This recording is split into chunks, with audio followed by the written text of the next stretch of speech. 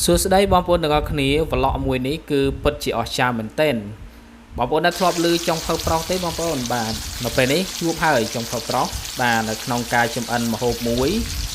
ក្នុងកម្មវិធីបុណ្យភូមិនារដូវកាលចូលឆ្នាំនេះគឺជាចុងភៅប្រុសតាមពិតទៅគឺខ្ញុំមិនមានជំនាញចុងភៅអីទេក៏ប៉ុន្តែចូលចិត្តហើយនឹងនិយមធ្វើចុងភៅណាស់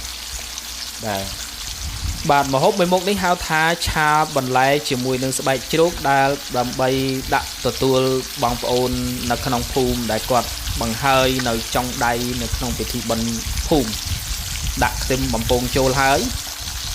បាទដល់ពេលនេះគឺកំពុងតែឈ្ងុយខ្ទឹមតែម្ដងបាទញៀវឈ្ងុយខ្ទឹមតែម្ដងហើយ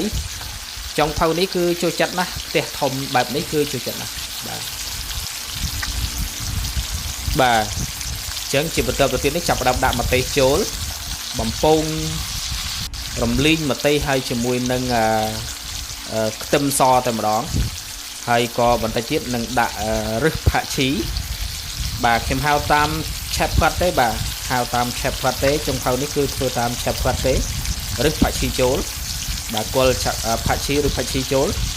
រំលីងរឹសផាក់ឈីម្ទេសខ្ទឹមនៅក្នុងនឹងតែម្ដងបាទហើយនឹងឆាមួយមុខនេះគឺធ្វើឲ្យឈ្ងុយឲ្យមានក្លិនឈ្ងុយតែម្ដងបាទអញ្ចឹងនេះគឺជាគ្រឿងក្លែមដែលសម្រាប់ទទួលបងប្អូនដែលមកចូលរួមនៅក្នុងការបង្ហើយចុងដៃថ្ងៃទី2បាទអញ្ចឹងចាប់ផ្ដើមដាក់ចាក់ទឹកត្រីចូលបាទនៅក្នុងពេលនេះគឺកំពុងតែបាទឈ្ងុយហើយចាក់សាច់ចូលតែម្ដងចាក់ស្បែកអានេះគឺមិនមែនជាសាច់ទេគឺជាស្បែកដែលយើងលឺយកខ្លាញ់អស់ហើយបាទអញ្ចឹងចាក់ស្បែកជ្រូកចូលហើយបាទធ្វើការកូរចោះកូរឡើងកូរចោះកូរឡើងរហូតទាល់តែឈ្ងុយតែម្ដងម្ទេសដែលនៅក្នុងនឹងវារំលីងធ្វើឲ្យឈ្ងុយឈួលក្លិនឈួលគួរឲ្យចង់ញ៉ាំមែនទែនបាទហើយនៅក្នុងនេះដែរគឺកាមេរ៉ាមែនគាត់ក៏ក្តៅមុខក្តៅមាត់ដែរដែលឈោថតឲ្យចុងភៅពិសេសបែបនេះបាទអញ្ចឹងគាត់ប្រាប់ថាក្តៅមុខគាត់ឈោក្បែរចង្ក្រានបាទអញ្ចឹងចុងភៅនេះគឺចូលចិត្តណាស់ផ្ទះធំបែបនេះដើម្បីធ្វើការរំលីងធ្វើម្ហូបផ្សេងណាចឹងយើងធ្វើម៉េចឲ្យកូរចោះគល់ឡើងឲ្យឈ្ងុយជាមួយនឹងរឹសផាក់ឈីគល់ផាក់ឈីឲ្យឈ្ងុយឲ្យឡើងឈ្ងុយហើយទើបបានយើងចាក់បន្លែចូលបាទអញ្ចឹងតាមដានទាំងអស់គ្នារហូតដល់បាទវគ្គដាក់បន្លែតែម្ដង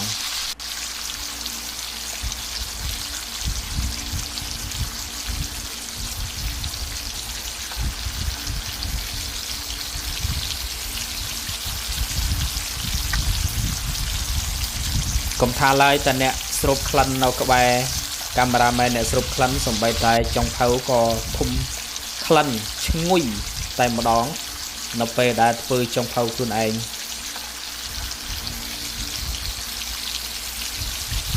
បាទអ្នកដែលអង្គុយចាំសួរថាម៉េចហើយចុងភៅឆ្អិនហើយនៅបាទគាត់ឈ្ងុយក្លិនយ៉ាងឈួលទៅកាន់កន្លែងដែលគាត់អង្គុយតែម្ដងបាទអញ្ចឹងកាមេរ៉ាមែនចាប់ឲ្យច្បាស់តើក្លិនបែបណាហើយបាទអញ្ចឹងយើងមើលអំពីស្បែកជ្រូកហើយនឹងគ្រឿងដែលយើងបានដាក់ចូលទៅហ្នឹងគឺតើវាបានចាប់ជាតិចូលគ្នាកម្រិតណាហើយនៅពេលនេះបាទអញ្ចឹងដល់វគ្គដែលយើងត្រូវដាក់បាទគ្រឿងក្រៅបន្ថែមបាទដាក់ទឹកប្រេងខ្យងចូលដើម្បីឲ្យវាមានក្លិនកាន់តែឈ្ងុយថែមទៀតហើយមានរសជាតិកាន់តែឆ្ងាញ់បាទដាក់ប៊ីចេងបាទហើយយើងដាក់ស្ករណានៅពេលនេះគឺចាប់ផ្ដើម cô trôi kia cô chọc cô lang ở khăn lang nguy tại mà đó nè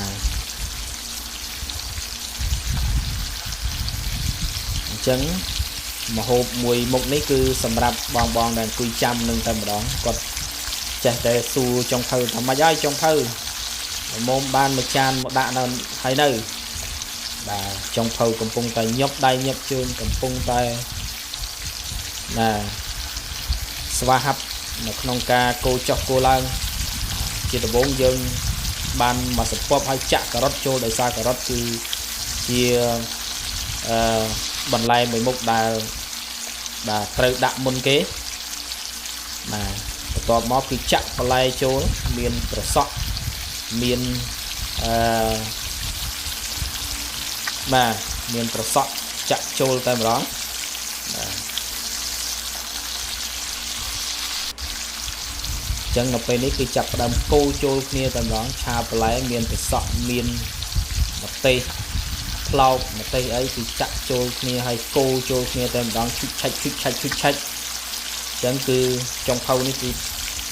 ស្ទើរតែទ្រាំបំបានតែម្ដងធំក្លិនឈ្ងុយតែម្ដងកាមេរ៉ាមែនដើម្បីចុងភៅវាស្រក់ទឹកមាត់អត់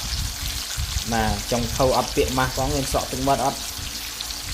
កាមេរ៉ាមែនគាត់ឆ្ងល់គាត់សួរគាត់ថាធំក្លិនឮតែចុងភៅពោលរហូតកូរចុះកូរឡើងឈ្ងុយណាស់កូរចុះកូរឡើងឈ្ងុយណាស់ឥឡូវនេះគឺគាត់ចាប់មើលមើលថាចុងភៅនឹងមានស្រក់ទឹកមាត់អត់ណាតែលួចលេបទឹកមាត់លួចស្រក់ទឹកមាត់ណាដល់ពេលនេះគឺបានបន្ថែមភ្លើងបន្តិចទៀតដើម្បីឲ្យឆាប់ឆ្អិនបាទអញ្ចឹងនៅក្នុងការធ្វើគ្រឿងបន្លែឆាបន្លែមួយមុខនេះគឺអ្នកអង្គុយចាំក៏ពិតជាសវ៉ាសតេញនៅក្នុងការសួរមែនទែនបាទបន្តិចសួរមើលទៅចុងភៅនឹងគឺមកពីឋានប្រច័ណ្ឌ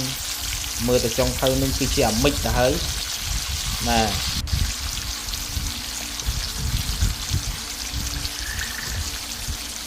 ចឹងចាប់ផ្ដើមបាទចាប់ផ្ដើមដាក់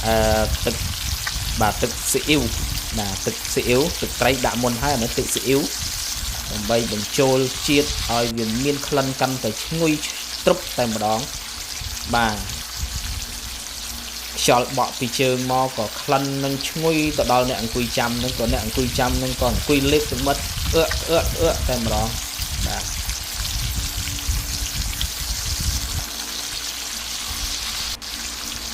បាទបងប្អូននៅក្នុងពេលនេះគឺចាប់ផ្ដើមបដើហើយ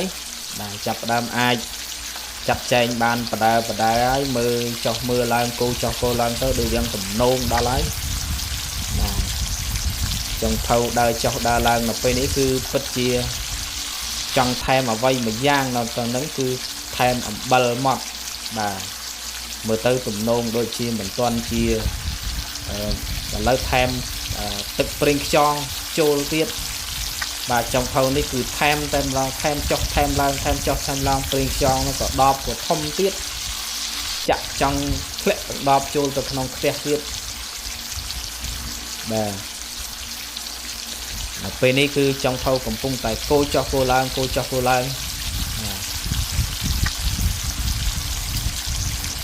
ចឹងម្ហូបមួយមុខនេះគឺត្រឹម2តុក3តុកហើយ4តុកឲ្យគឺល្មមតែម្ដងបងប្អូនបាទចឹងចាក់ខ្ទឹមបាទខ្ទឹមបារាំងចូលក្រោយគេចឹងខ្ទឹមបារាំងនេះគឺបានលាងយ៉ាងស្អាតហើយក៏ដាក់ទឹកស្អាតផងដែរទឹកបរិសុទ្ធមិនមែនដាក់ទឹកធម្មតាទេចឹងដើម្បីឲ្យឆារបស់យើងគឺមានរសជាតិកាន់តែឆ្ងាញ់គឺលាងសុទ្ធតែទឹកសុទ្ធតែម្ដងបាទចុងភៅនេះគឺកុំឲ្យអ្នកមើលថាចុងភៅក៏ធ្វើចង្អេះចង្អាសម៉េះតាមពិតគឺចុងភៅនេះគឺសុទ្ធតែចំណាយទឹកសុទ្ធធំបងប្អូនបាទទឹកសុទ្ធធំខៀវធំយកមកចាក់លាងបន្លែតែម្ដងបាទមិនប្រើទឹកកាយូយើងទេបាទយកទឹកសុទ្ធបាទចឹងមើលទៅឃើញទំនងហើយបាទ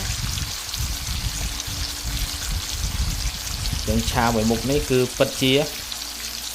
អេមពិតជាអេមណាស់សម្រាប់អ្នកដែលគាត់អង្គុយចាំក្លែមណាចឹងគាត់ចេះតែសួររហូតមិនអីចុងភៅមុំសាកមើលភ្លក់ដួសមកណាមួយចានមកកំពុងតែអង្គុយចាំនេះធំតែក្លិនមកនេះលេបទឹកមាត់ចង់អស់កន្លះពីងហើយណាឥឡូវនេះកាមេរ៉ាមែនចាប់ឲ្យច្បាស់មើលតែអាចលំមុំទទួលយកបានទេប៉ុណ្ណេះបាទនៅពេលនេះគឺកាមេរ៉ាមែនគាត់ចាប់មកគឺច្បាស់តែម្ដងបាទដល់នេះដល់ពេលហើយបងប្អូនបាទដល់ពេលដែលត្រូវដួសត្រៀមដួសទៅឲ្យបងដែលអង្គុយចាំនឹងហើយបាទអរគុណជម្រាបលា